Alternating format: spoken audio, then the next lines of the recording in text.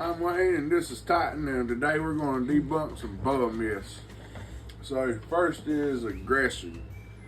They say boas are aggressive apparently, but I haven't really found any aggression out of this guy.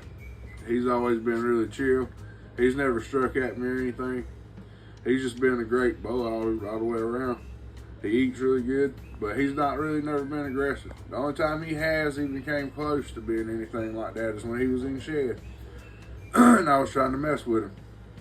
And then he kind of struck at me a little bit, but that was only because he was completely blind. He didn't know what was going on. But overall, no, boas are really not aggressive. Maybe some of them are defensive, but not aggressive. All right, and then we got number two. Myth number two, squeeze you to death. So they say, apparently it's a myth on the internet that boas can squeeze you to death. I really don't see it. Maybe if you got one of the really big boas that's like 10 foot or so, and you let them wrap around your neck and you let them do it, then yeah, they might can squeeze you to death. But as long as you're really careful and you don't let them just wrap around your neck, they're not going to squeeze you to death. And then we got difficult to care for. So apparently it's a myth that boas are difficult to care for. They're not a just throw them in the cage and leave them kind of thing. You do got to make sure their heat and humidity's right.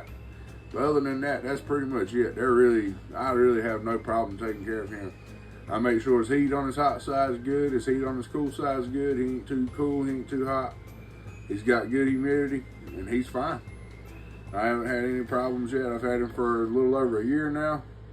So far, no signs of respiratory issues or anything. Just make sure that heat humidity's right and you feed them like you're supposed to, and they'll be great. No problems there. So let's see what's next. Require constant handling. While they do require some handling, you don't have to handle them every day. I don't recommend handling them every day. Get him out maybe 2-3 times a week, he'll be fine. You just want to keep them socialized. So that when you go in there, they know that you're not going to hurt them. So when I go in there to get him, he does kind of try to get away, and he will wrap his tail around things and stuff like that. But once I get him out, this is it. He's just as chill. He just wants to explore. So I wouldn't say that you have to handle them all the time, just enough to keep them socialized and to know you. That's about it.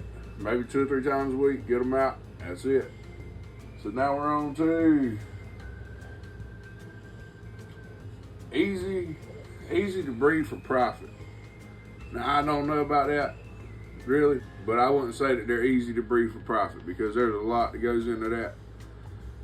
And I don't think if I got a female, so then that's a whole nother cage, which a lot of people keep them in racks for breeding.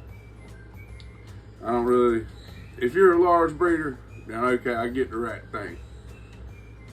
But as far as like me, if I was to get a female and say, okay, well, I'm gonna breed him with her and we're gonna make some easy money, I really don't think it's gonna work just like that, because especially if you're not an established breeder, people don't know you as a breeder. And so you're just gonna end up with all these boa babies that you're gonna have to feed and take care of and make sure that they're good. So then you're looking at 15 to 20 little boas along with the parents that you have to take care for until they either sell or you give them away or whatever ends up happening. But the main thing with that is you don't want to get stuck with all these boas that you have to take care of now because you thought that you was going to breed them and sell them and make some quick cash. It just don't work that way. Because you're going to end up with a lot more money into it than you're probably going to get out of it. Now, I'm not saying don't start a breeding project. If you want to breed, by all means, give it a shot, man. I thought about it myself. But really, I don't think right now in my situation, it's not worth it to do it. I'd just rather keep him and enjoy him, and maybe somewhere down the line, I might get a female, you know. But that's still to be seen, but it's not happening no time soon. And with that, that's my top 5 boa myths, I guess you could say. And me and Titan signing out. Peace.